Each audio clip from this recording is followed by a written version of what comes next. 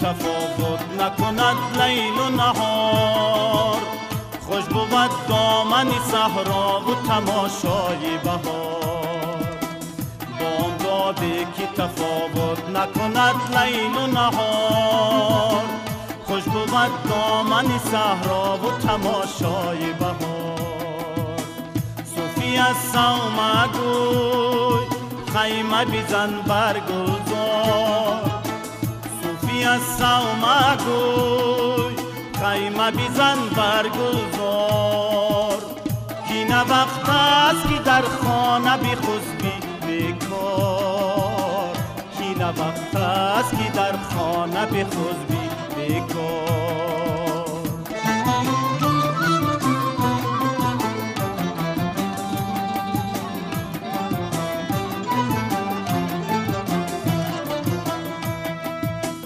بلبلان وقتی گل آمد کی بینالند از شب،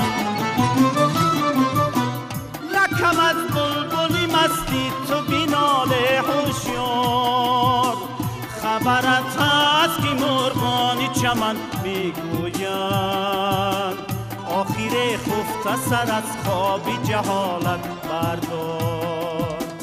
خبرت هست که مرغان چمن میگویند آخر خفته سر از خواب جهالت بردار.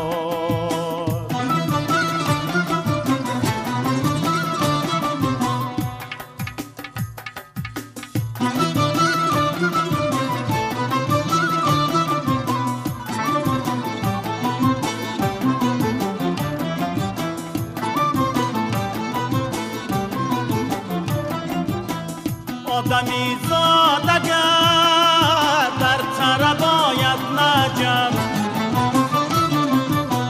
سر در باغ برقص آمده بود دو چنار. مژدگانی که گل از غنچه برون می آید، 100,000 اقچه بیریزد درختان بهار. مژدگانی که گل از غنچه برون می آید، 100,000 اقچه بیریزد درختان بهار. آخر خفته سر از خواب جهالت بردار.